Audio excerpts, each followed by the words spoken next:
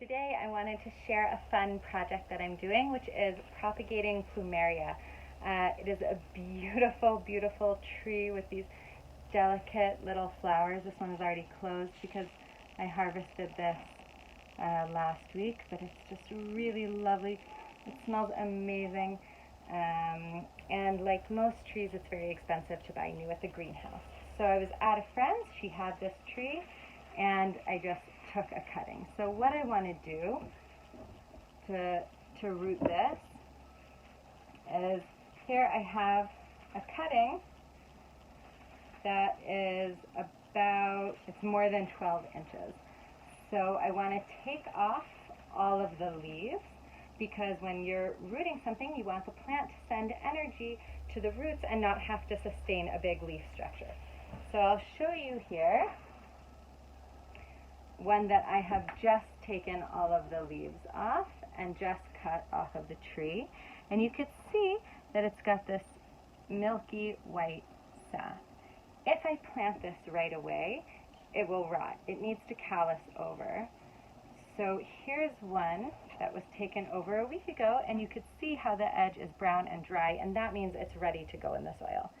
This one, by contrast, is still milky and sending out sap. So we'll continue with potting these once this is dried out. So 3 days have gone by since I took this cutting, and as you can see, it's completely dry, no sap. And I wanted to share with you that this Shabbat I was at a friend's, and she had a beautiful small plumeria about up to my hip growing right outside her house. And she said that she just saw a branch on the ground, picked it up, plopped it in the soil, and it like totally flourished. So all the steps we're taking now can give you a nice head start, but strictly speaking, it's not necessary because it may root with none of this preparation at all. You just sort of raise your chances by drying it out and following the steps I'm about to show you. So I'm going to use rooting hormone. This is called Hormoril Shalosh.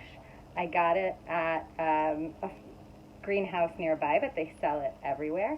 And again, strictly speaking, you don't need to use this. You can just stick things in the ground, but it does raise your chances for success. And you can use this for rooting all kinds of things, all kinds of perennials.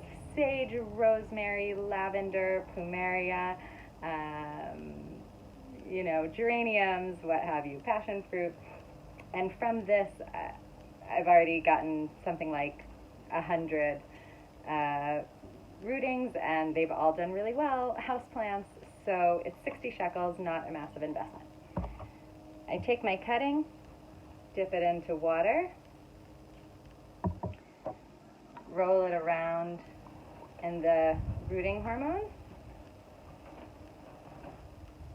shake it off a bit. That's what it looks like. And now what I have here is a pot of potting soil, and I've watered it on the shower setting and then gone in sort of deeply and mixed it all around to make sure that it is evenly wet all the way down to the bottom. Take the cutting and just stick it right into the center, about halfway down. And then, as we do whenever we transplant anything, tuck it in. Make it stable, get out the air pockets, and we're good to go. I'm going to set this aside, give it about a week with no watering, and then water it as regular with everything else in my garden. Now, just as a matter of philosophy, I'm renting in the house that I'm at, so I want to leave every place, more beautiful than I got there. So I'm going to grow one of these in a grow bag and try to take it with me to my next place.